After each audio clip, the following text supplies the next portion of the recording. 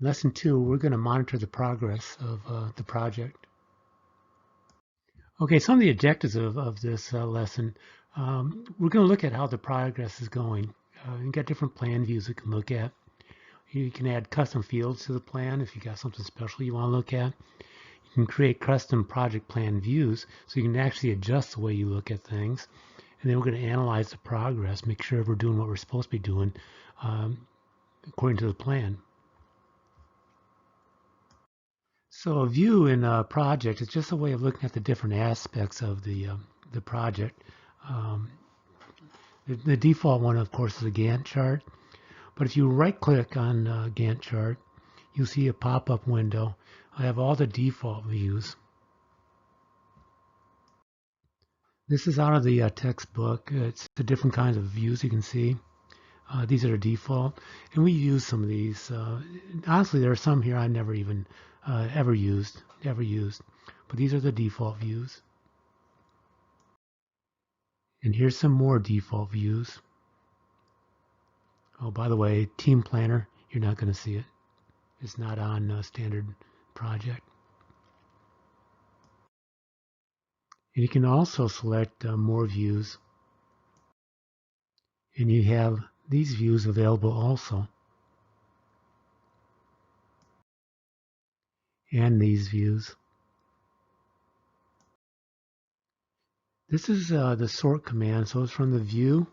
Click on sort. This is the pop-up window that will come up. And you want to do that sort by. Just click on that. And when you do, this dialog box will pop up. And then you can pick out your parameters that you want to sort by. Another button underneath the View tab is this one called Outline. If you click on that, okay, let's go for an example that place container in our project.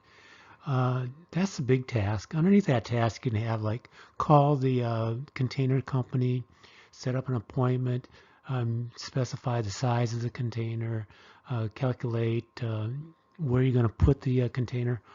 All these things are subtasks, and you can include those underneath the major task. So if you select place container, and then you say show subtask, you'll see all these other tasks you have to do that go into placing container. Or if it gets too busy, you don't need that detail, you just say hide subtask. Or if you want to see all the subtasks within a project, just click all subtasks.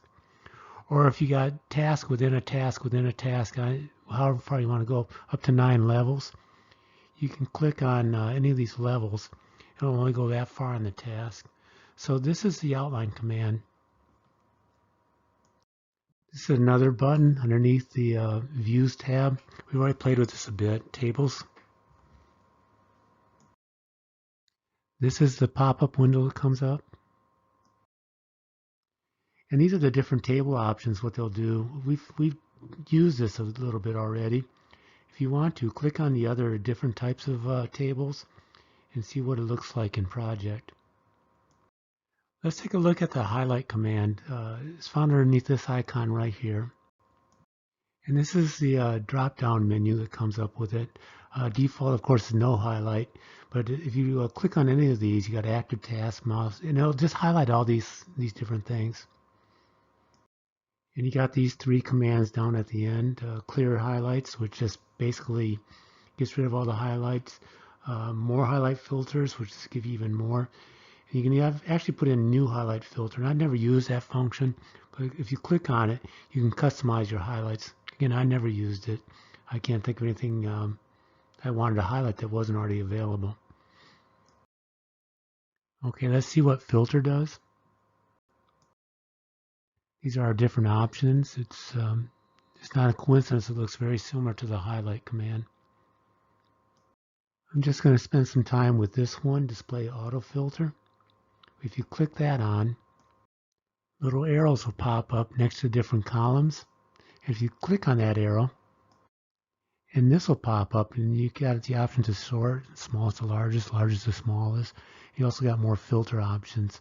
So if you click on any of those, what will happen then is project will adjust the entire project plan based on this column and the filters that you selected.